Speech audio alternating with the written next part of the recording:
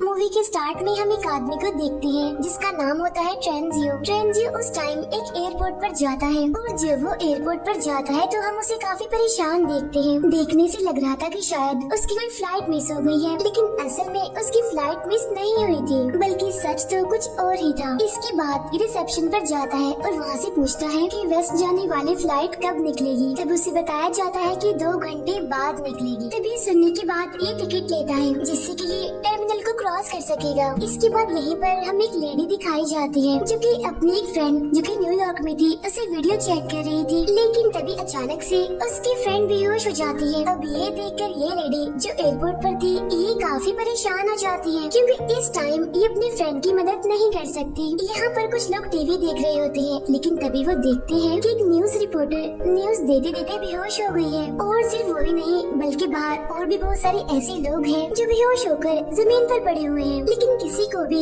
इसकी वजह नहीं पता। अब जो लोग ये न्यूज देख रहे थे उन्हें लग रहा था कि ये जरूर कोई ना कोई जोक है, क्योंकि इस तरह एकदम से लोग बेहोश कैसे हो सकते हैं। लेकिन ट्रेंजियो जानता है कि ये कोई जोक नहीं है, बल्कि ये एक सीरियस सिचुएशन है। यहाँ पर ट्रेंजियो कहता है कि ये अब उसका टाइम है, अब उसे एक्शन लेना चाहिए। इसीलिए वो फौरन से टर्मिनल की तरफ जाता है और वहाँ पर जैसे ही गार्ड डिस्ट्रैक्ट होता है तो ये फौरन से उसकी गन छीन लेता है और सब लोगों से कहता है कि कोई भी मेरे रास्ते में ना आए। इसके बाद ये फौरन से प्लेन की तरफ जाता है और वो फ्लाइट मॉस्को की तरफ जा रही थी और कुछ ही देर में इस फ्लाइट में उड़ना था। ये प्लेन में मौजूद सभी लोगों को गन पॉइंट पर लेता है और प्लेन को फौरन से उड़ाने के लिए कहता है, लेकिन जो असली पायलट था वो अभी तक प्लेन में नहीं आया था। लेकिन जो को पायलट होता है वो इस टेररिस्ट की हेल्प नहीं करना चाहता, इसीलिए ये दोनों एक दूसरे से लड़ रहे होते हैं, जिसकी वजह से एक गोली उस पायलट को लग जाती है, इसीलिए वो जख्मी हो जाता है। ये गोली उस पायलट के हाथ में लगी थी। अब इस सारे सिचुएशन की वजह से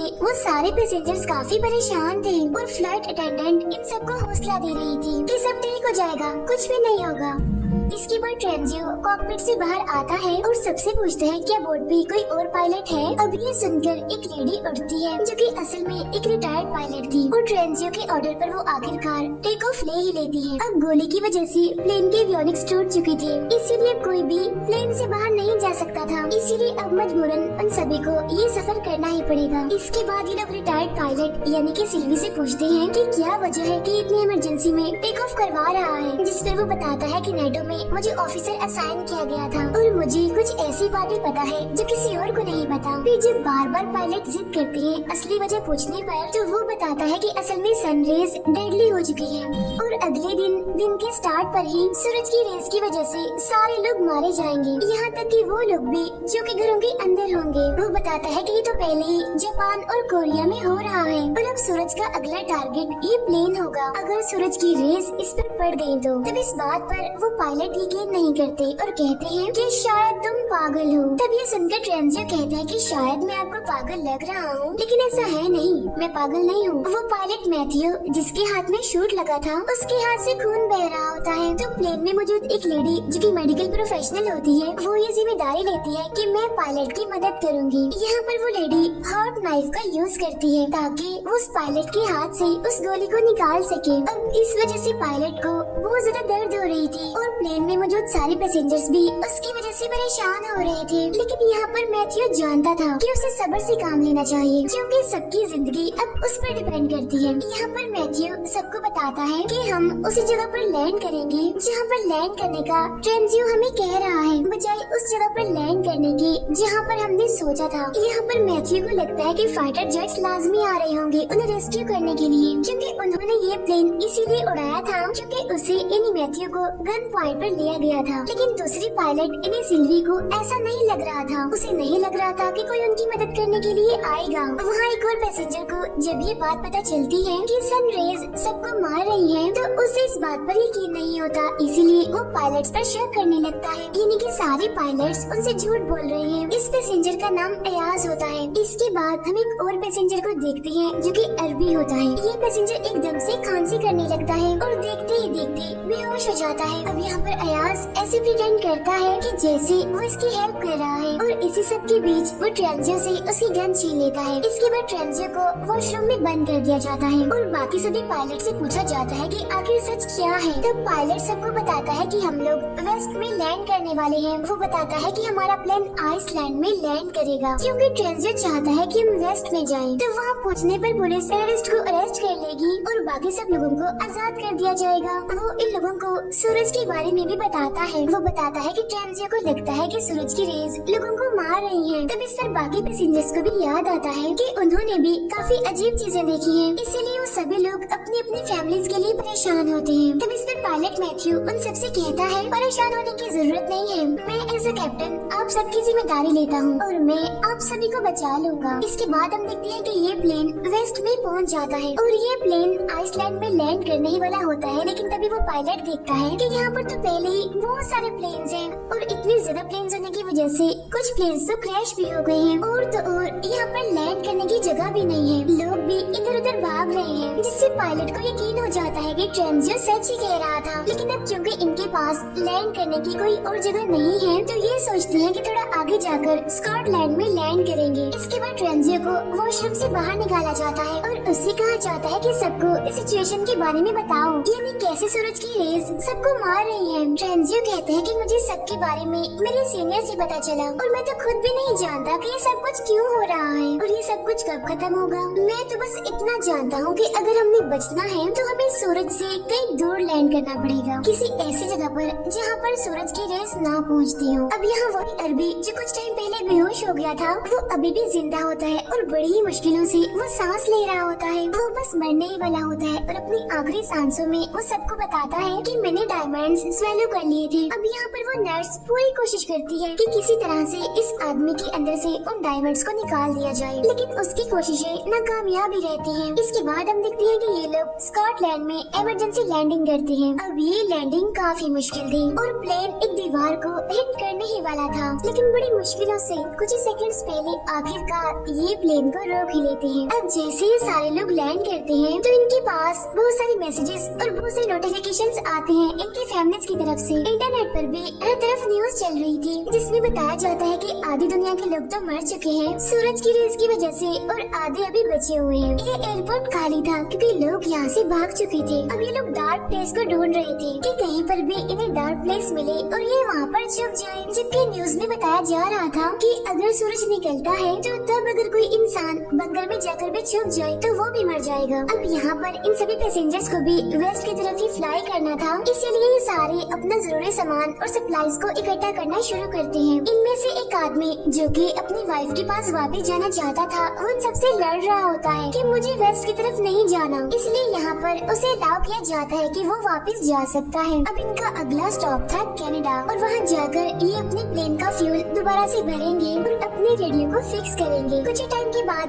इंटरनेट ठीक हो जाता है जिससे सभी लोगों को उनके मैसेजेस मिलने लगते हैं और ये मैसेजेस उन सबके प्यारों के आखिरी मैसेजेस थे क्योंकि अब उन सबकी मौत हो चुकी है। तभी एक आदमी सब लोगों को बताता है सूरज की वजह से लोगों की मौत इसीलिए हो रही है क्योंकि इसकी वजह पोलैरिटी है। अब इनमें एक आदमी था जो कि क्लाइमेट एक्सपर्ट था, वो ये जानता था कि सन पोलैरिटी क्या होती है। वो बताता है कि हर 11 साल के बाद सूरज का मैग्नेटिक फील्ड रिवर्स हो जाता है, लेकिन इस बार सूरज के रिवर्स होने की डेंसिटी थोड़ी कमजोर देखी गई। उसका कहना था कि जमीन में हर उस जगह पर गैमा रेज का ब्लास्ट किया गया है जहाँ तक सूरज की रोशनी आती है और इन्हीं गैमा रेज की वजह से ही लोग मर रहे हैं। अब इस थियरी को प्रूव करने के लिए भी इनके पास कोई रास्ता नहीं था, लेकिन तभी हम देखते हैं कि अयाज को एक नई रिपोर्ट मिलती है जिसमें बताया गया कि RAF के सर्विसमैन जो कि इन्होंने पिक किए हैं और इस टाइम इनके प्लेन में हैं, वो असल में टेररिस्ट हैं जो कि अफगानिस्तान से आए हैं। इन्हें अरेस्ट कर लिया गया था और इन्हें इनकी कंट्री में वापस लेकर जाया जा रहा था। बाहर हम देखते हैं कि उनमें से एक टेररिस्ट एक बुरे आदमी से लड़ रहा होता है और बाद में उसे धक्का देता है जिसकी वजह से उस बुरे आदमी की मौत हो जाती है। अब ये बात जब पायलट को पता चलती है तो मेन पायलट ये डिसाइड करता है कि वो उन टेररिस्ट को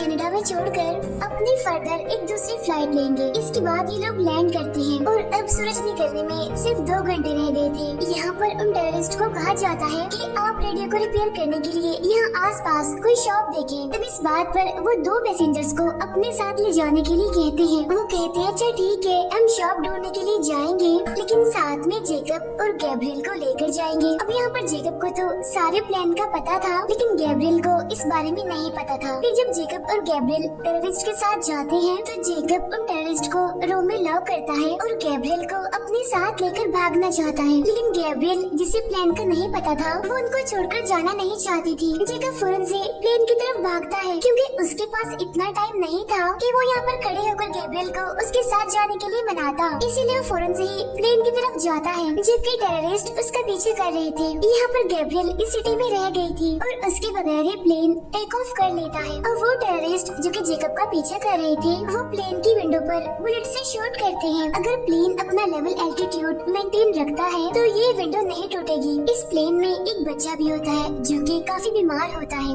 और यहाँ पर अयाज उससे बात करने की कोशिश करता है कि शायद वो उसकी कोई हेल्प कर सके, लेकिन उस बच्चे की मदद उसे कहती है कि दूर रहो मेरे बच्चे से, इसे बात मत करो। लेकिन तभी इन्हें हवाई से किसी जगह से रेडियो सिग्नल्स मिलते हैं। अब इन सिग्नल से इन्हें पता चलता है कि हवाई में कुछ पैसेंजर्स हैं जो कि अंडर वाटर बंकर में हैं और उस बंकर की वजह से ही वो अभी तक जिंदा है। अब मैथ्यू पायलट उन्हें बचाने के लिए जाना चाहता था। तब दूसरी पायलट कहती है कि हमें तो ये भी नहीं पता कि मैसेज क्लियर भी है या फिर नहीं, इसीलिए उन्हें बचाने के लिए जाना शायद ठीक नहीं होगा। उन्हें बचाने के लिए जाना पागलपन होगा। तभी यहाँ पर ट्रेंजियो आता है और कहता है कि सारे फैसले कैप्टन ही ले रहा है, हम सब क्यों नहीं ले रहे। तभी वो सारे पैसेंजर्स को बुलाता है और यहाँ पर ये फैसला होता है कि सारे पैसेंजर्स वोट करेंगे और मिलकर फैसला करेंगे। लेकिन तभी अचानक से प्लेन में अलार्म बजने लगते हैं, जो कि ये बता रहा था कि शायद प्लेन में कोई माल फंक्शन है। तो इसीलिए ये प्रॉब्लम को चेक करते हैं और मैथ्यू को ये बात पता चलती है कि वो टेररिस्ट जिन्हें कि ये पीछे छोड़कर आ रहे थे, वो तो असल में इन्हें फॉलो कर रहे थे और उनमें से एक टेररिस्ट ने खुद को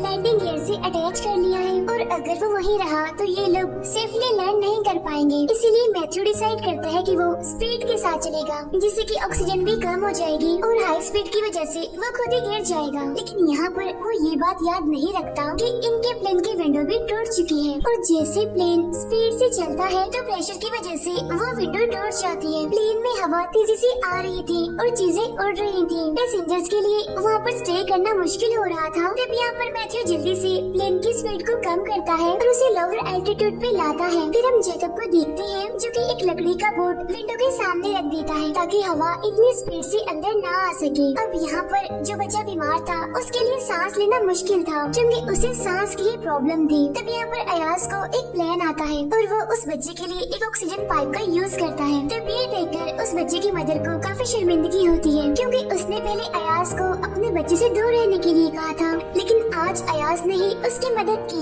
यहाँ पर कैप्टन उन सबको बताता है कि अगर हम इसी स्पीड के साथ चलते रहे तो हम हवाई में लैंड नहीं कर पाएंगे। इसीलिए वो अपनी लैंड करने की लोकेशन को चेंज करते हैं। और तो और हैंगिंग टेररिस्ट की वजह से इन्हें मुश्किल का सामना करना पड़ रहा था। लेकिन तभी हम देखते हैं कि अयाज, जेकब और ट्रेंजियो अंडर कैरेज में जाते हैं। ये प्लेन के फ्लोर पर ही होल बनाते हैं ताकि उस टेररिस्ट को देख सके। ट्रेंजियो अपनी गन का यूज करता है लेकिन ये क्रिमिनल गन को छीन लेता है। वो ट्रेंजियो को मारने ही वाला होता है कि तभी अयाज आकर ट्रेंजियो की जान बचा लेता है और उस टेररिस्ट को शूट कर देता है। अब कुछ देर के लिए अयाज इन सबका हीरो बन चुका था, लेकिन तभी इन्हें यहाँ पर एक और सच पता चलता है और वो ये कि वो अरबी पैसेंजर जो पहले इनके प्लेन में था, ये जिसने डायमंड्स खा लिए थे, वो असल में अयाज की वजह से ही मरा था क्योंकि इन पैसेंजर्स ने उस अरबी पैसेंजर की बॉडी को कनाडा में ही दफन कर दिया था। लेकिन तभी उन्हें ऐसा करता एक लड़का देख लेता है और वो भी एक पैसेंजर होता है इसी प्लेन का। उस लड़के पैसेंजर ने देखा कि अयाज उस अरबी पैसेंजर की बॉडी को काट कर उसमें से कुछ निकाल रहा है। तब यहाँ पर अयाज बताता है कि असल में मैं डायमंड्स को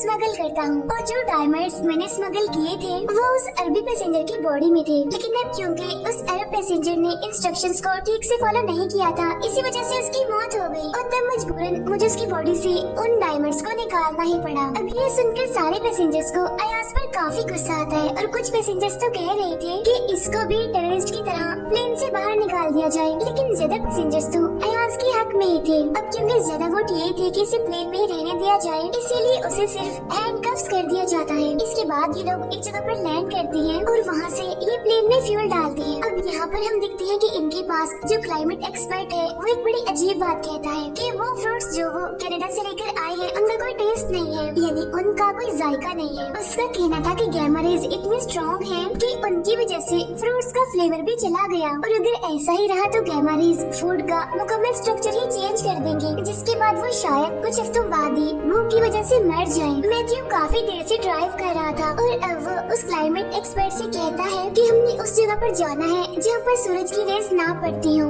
इसीलिए इन बातों के बारे में हम बाद में सोचेंगे। फिर हम दूसरी पायलट को देखते हैं जो कि मैथ्यू से कह रही थी कि तुम काफी थक गए हो, अब तुम्हें रेस्ट करना चाहिए, क्योंकि काफी देर से वो प्लेन चला रहा था और उसे अब नींद आ रही थी थकावट की वजह से, और जाहिर सी बात है कि इस वजह से बाकी पैसेंजर्स की जान भी खतरे में थी। अब सारे पैसेंजर्स उसके पास आकर उसे काफी मनाते हैं और कहते हैं कि आपको सोना चाहिए। वो कहता है ठीक है मैं सो जाऊंगा, लेकिन अभी नहीं, बाद में, अभी मुझे प्लेन ही चलाना है। लेकिन तभी इन्हें एक और रेडियो सिग्नल मिलता है जिससे इन्हें कन्वर्सेशन तो ठीक से सुनाई नहीं दे रही थी, बस एक बात सुनाई दे रही थी जिसमें कहा जा रहा था तारा 17। अब बहुत जल्द इन्हें समझ आ जाती है कि जो आदमी उनसे बात कर रहा है असल में वो एक एस्ट्रोनॉट है जो कि स्पेस में है। अब ये लोग काफी हैरान थे इस वजह से कि वो जिंदा है, और लग रहा था कि शायद वो जमीन पर मौजूद कंट्रोल रूम से बात कर रहा है। अब ये लोग डिसाइड करते हैं कि ये लोग नेटो के हेडक्वार्टर तक जाएंगे, यानी जहाँ से ये सब कुछ शुरू हुआ। वहाँ मैथ्यू जो कि वॉशरूम में गया था, ये सब लोग आकर देखते हैं कि वो तो बेहोश पड़ा हुआ है वहाँ पर। असल में उसके हाथ पर जो गोली लगी थी उसकी इंजरियाँ पहले से ज्यादा सीरियस हो गई थी, जिसकी वजह से पॉइजन उसकी पूरी बॉडी में ही फैल रहा है। तब इन पैसेंजर्स में से जो नर्स होती है वो कहती है कि अगर हम लोग किसी तरह हॉस्पिटल पहुँच जाए तो मैं इसका ऑपरेशन कर दूंगी। अब दूसरी पायलट जिसका नाम सिल्वी है वो काफी परेशान होती है ये सोचकर कि मैथ्यू के बगैर मैं प्लेन अकेली कैसे चलाऊंगी। तब सारे पैसेंजर्स उसे इंसिस्ट करते हैं कि तुम्हें ट्राई करना होगा, अगर तुम्हें इसका एक्सपीरियंस नहीं है तो फिर भी तुम्हें ये प्लेन चलाना है, क्योंकि अब तुम भी हमारी एक आखिरी उम्मीद हो। यहाँ पर हम देखते हैं कि सिल्वी यूट्यूब पर वीडियोस देखती है जिससे कि वो ये समझ रही है कि उसे कैसे प्लेन को लैंड करना है। अब वीडियो दिखना तो आसान था, जब प्लेन को उड़ाना था, उसे लैंड करवाना था तो ये सब तो बहुत मुश्किल था, इसीलिए सिल्वी काफी घबरा रही थी। अब ये लोग लैंड तो करते हैं लेकिन ये लैंडिंग काफी शेकी सी थी, लेकिन किस्मत से सारे पैसेंजर सेफ थे और सारे खड़े होकर सिल्वी के लिए क्लैपिंग करते हैं। फिर टाइम ज़ाया ना करते हुए ये खुद को 3 ग्रुप्स में डिवाइड करते हैं, यानी इन सब ने अलग अलग टास्क परफॉर्म करने थे, जिसमें से कुछ ने तो प्लेन के फ्यूल को रिफिल करना था, जबकि कुछ लोगों ने मैथ्यू को हॉस्पिटल पहुंचाना था, और जो ट्रेंजियो और अयाज थे उन्हें नेटो के हेडक्वार्टर जाना था। हॉस्पिटल में हम देखते हैं कि यहाँ पर बहुत सारे पेशेंट्स हैं जो कि जमीन पर पड़े हुए हैं और सारे के सारे मर चुके हैं। तब नर्स उन सबसे कहती है कि इन्हें देखकर परेशान मत हो और मेन फोकस ये रखो कि हमने मैथ्यू की जान बचानी है। फिर वो बच्चा जो बीमार था उसकी मदर को हम देखते हैं जो कि अपने बच्चे के लिए अलग अलग चीजें जमा कर रही है, जैसे कि दवाइयाँ और वो चीजें जो उसके लिए जरूरी है। उधर हम देखते हैं नेटो के हेडक्वार्टर को, जहाँ ट्रेंजियो सबको कंट्रोल रूम में लेकर जाता है। अब इनके पास इतना टाइम नहीं था कि ये सारी फाइल्स को चेक करते, इसीलिए ये सर्वेलेंस वीडियो को देखने का डिसाइड करते हैं कि शायद इन्हें उन वीडियोस में कुछ मिल जाए। तब इनमें से एक मेंबर थोड़ा दूर होता है तो हम देखते हैं कि ट्रेंजियो की अयाज के साथ फाइट हो जाती है। यहाँ पर ट्रेंजियो एक्सीडेंटली अयाज को हिट करता है, जिससे कि अयाज बेहोश हो जाता है और उसकी बॉडी से बहुत सारा खून निकलने लगता है। वहाँ इनका एक दूसरा मेंबर जो कि एक रिकॉर्डिंग लेने में कामयाब हो जाता है। असल में इस रिकॉर्डिंग में कुछ ऑफिशियल्स बातें कर रहे थे। ये बातें एक डैम के नीचे बने बंकर के बारे में थी और उसी जगह का नाम था तारा 17, यानी सेम वही जगह जिसके बारे में इन्होंने रेडियो में भी सुना था। अब जिस लड़के ने ये रिकॉर्डिंग ली होती है उसका नाम रिक होता है। अब इन्हें जाकर ये बात अपने बाकी मेंबर्स को बतानी थी, लेकिन तभी हम देखते हैं कि ट्रेंजियो आकर रिक को बताता है कि मैंने अयाज को मार दिया है। तब रिक आकर देखता है कि उसकी पूरी बॉडी खून में लथपथ है।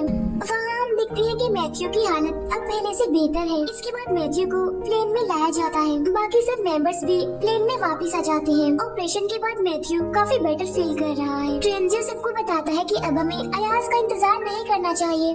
क्योंकि अब वो वापस नहीं आएगा। सभी लोग परेशान थे कि आखिर क्यों अयाज वापस नहीं आएगा। और जब मैथ्यू इंजन स्टार्ट करता है तो ये सारे लोग देखते हैं कि अयाज इनके प्लेन के बिल्कुल सामने था। अब अयाज को प्लेन में ले लिया जाता है और ट्रेंजियो के हाथ बांध दिए जाते हैं। यहाँ पर सिल्वी उन सबको बताती है कि अगर हमारे बल्गेरिया के प्लेन ने काम ना किया, यानी डैम में मौजूद उस बंकर में जाने का, तो हमारे पास इतना फ्यूल नहीं होगा कि हम फर्दर किसी और जगह पर जा सके। और जैसे ये लोग लैंड करेंगे, इनके पास सिर्फ 20 मिनट होंगे जिसमें कि ये भागकर बंकर की तरफ जाएं। यहाँ अयाज की तबीयत खराब होने लगती है क्योंकि उसका बहुत सारा खून बह चुका था। यहाँ पर सारे लोग अयाज से पूछते हैं कि ट्रेंजियो ने तुम्हारे साथ ऐसा किया, इसके बाद तुम उसे क्या सजा देना चाहते हो। तब ये सुनकर अयाज कहता है कि मैं नहीं चाहता कि वो मरे, बल्कि मैं चाहता हूँ कि वो हमारे साथ उस बंकर के पास जाए। अब क्योंकि बंकर काफी दूर था तो इसीलिए जैसे प्लेन लैंड होता है तो ये सारे लोग गाड़ियों पर बैठकर बंकर की तरफ जाने लगते हैं। इन सारे पैसेंजर्स को 2 ग्रुप में डिवाइड किया गया था, यानी कि 2 गाड़ियों पर ये लोग जा रहे थे। इनमें पहली गाड़ी को सिल्वी ड्राइव कर रही थी और दूसरी गाड़ी को ड्राइव कर रहा था अयाज। अब क्योंकि खून निकलने की वजह से अयाज की तबीयत खराब होती है, इसीलिए अयाज और उसके साथियों की गाड़ी क्रैश हो जाती है। लेकिन पहली गाड़ी जिसे कि सिल्वी चला रही थी वो काफी दूर पहुंच चुकी थी। सिल्वी जल्दी से एक टर्न लेती है और एक आधे खुले हुए गेट से अंदर एंटर कर जाती है। अब एक पैसेंजर इस गेट को टच भी करता है, लेकिन वो पीछे की तरफ गिर जाता है क्योंकि उस गेट में करंट था। अब इन्हें यहाँ पर ये बात पता चलती है कि इन्हें बटन को प्रेस रखना है जब तक ये सारे पैसेंजर्स अंदर नहीं आ जाते। और बटन प्रेस करना इसीलिए जरूरी है क्योंकि जब तक बटन प्रेस रहेगा तो गेट भी ओपन ही रहेगा। यहाँ पर ट्रेंजियो कहता है कि मैं बटन को प्रेस रखूंगा और तब तक सारे पैसेंजर्स अंदर आ जाएं। यहाँ सिल्वी ट्रेंजियो के हाथों को बांध देती है क्योंकि उसे शक था कि कहीं ट्रेंजियो उन्हें धोखा न दे दे, इन्हें जैसा कि उसने अयाज के साथ किया। वो ट्रेंजियो से कहती है कि तुम्हें तभी आजाद किया जाएगा जब सारे मेंबर्स अंदर आ जाएंगे, यानी कि वो सारे मेंबर्स भी जो कि अयाज के साथ उसकी गाड़ी में थे। ट्रेंजियो के हाथों को बांधकर सिल्वी और बाकी सारे मेंबर्स अंदर चले जाते हैं। उधर अयाज अपने सारे मेंबर्स को लेकर लेफ्ट टर्न लेता है, यानी वो एक डिफरेंट टर्न लेता है और वो एक डिफरेंट गेट से डैम की बंकर में एंटर करता है। अब क्योंकि ये लोग किसी और गेट से आए थे इसीलिए ट्रेंजियो वहाँ पर अकेला रह गया था, जबकि वहाँ पर सारे मेंबर्स अब बंकर के अंदर पहुँच चुके थे। अब इन सभी लोगों को फाइनली मिलिट्री के लोग वेलकम करते हैं और वो इन्हें बताते हैं कि आप सब अब बिल्कुल सेफ हैं। लेकिन ट्रेंजियो तो बाहर ही रह गया था। वो यहाँ पर अपने गॉड से अपनी की गई गलतियों की माफी मांगता है और सूरज को फेस करने के लिए तैयार होता है। अब प्लेन के सारे पैसेंजर्स तो बच जाते हैं, लेकिन सूरज की रेस की वजह से ट्रेंजियो मारा जाता है। और इसी के साथ ही ये मूवी यहीं पर एंड हो जाती है। Thank you for watching.